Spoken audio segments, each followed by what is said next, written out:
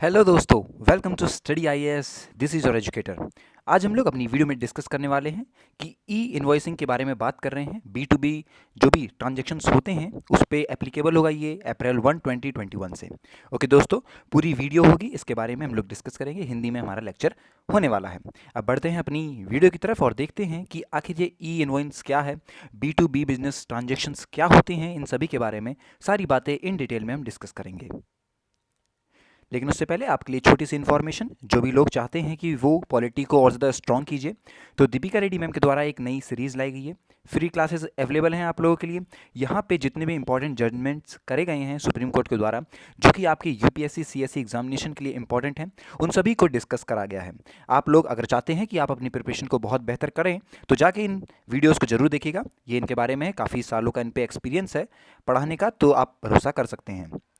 और इतनी सारी चीज़ें ये कवर करवाती हैं। साथ ही साथ देख सकते हैं ये कोर्सेज़ हैं, फ्री क्लासेस अवेलेबल हैं। अभी आप जाइए और पढ़िए। जिन भी लोगों को लगता है कि वो थोड़े से गड़बड़ करते हैं अपनी पढ़ाई में, तो वो जाके पढ़ सकते हैं।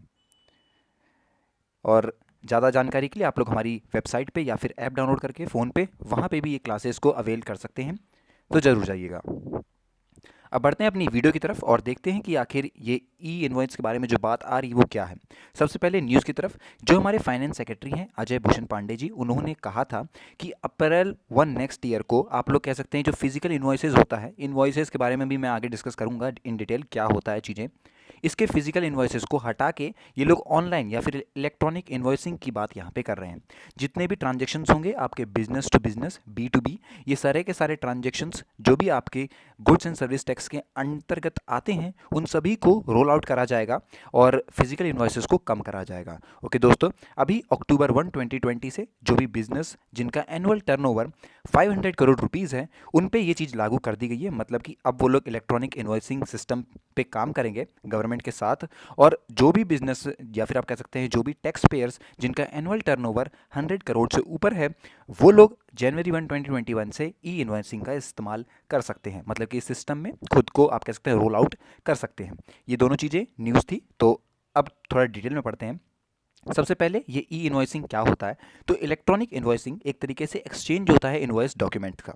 अब ये एक्सचेंज होता है आपका सप्लायर और बायर के बीच में। इन दोनों के बीच में अगर अभी तक क्या चलता आ रहा था कि ये फिजिकल होता था, लेकिन अब इसे इलेक्ट्रॉनिक फॉर्मेट में करा जाएगा।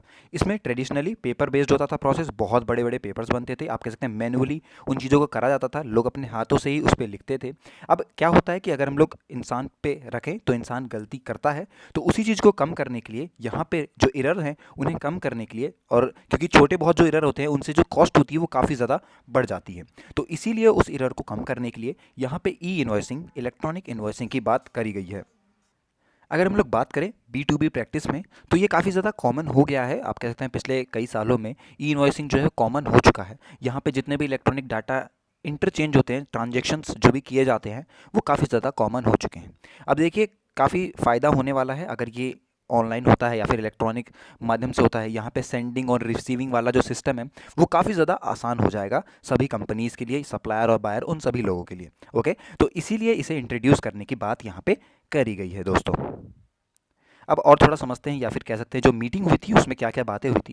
तो जो हमारे फाइनेंस सेक्रेटरी हैं उन्होंने कहा था कि ई इन्वॉइसिंग सिस्टम जो है ये काफ़ी बढ़िया सिस्टम है, या फिर आप कह सकते हैं प्रेजेंट जो सिस्टम है जीएसटी रिटर्न्स का, स्मॉलर बिजनेसेस के लिए या फिर माइक्रो स्मॉल और मीडियम इंटरप्राइजेस जो भी हैं, उनको ई इन्वॉइसिंग से आप कह सकते हैं इंट्रोड्यूस करवाने की यहाँ पे बात करी गई थी। ओके दोस्तों, the return will be automatically generated for all supplies for which e invoices have been issued. मतलब कि उन लोगों के लिए एक अलग आप कह सकते हैं रिटर्न जो है वो अपने आप जनरेट हो जाता था। ओके दोस्तों, 1 अक्टूबर से अभी आप मान सकते हैं कि ये जो इंट्रोड्यूस करवाया गया था 1 अक्टूबर को उन बिजनेसेस के लिए, वहाँ पे आप कह सकते हैं एक अच्छा रिव्यू मिला, एक अच्छी प्रोग्रेस उन्हें देखने को मिली थी। तो अभी इसी चीज़ को वो लोग आगे कंटिन्यू करने वाले हैं। जो मीटिंग हुई थी उसमें जो सीनियर ऑफिशियल्स आए थे वो आपके CBISC, central board of indirect taxes and customs से आए थे, आपका NIC, नेशनल इन्फॉर्मेटिक्स सेंटर, और आपका GSTN, मतलब कि आपका GST, goods and service tax network.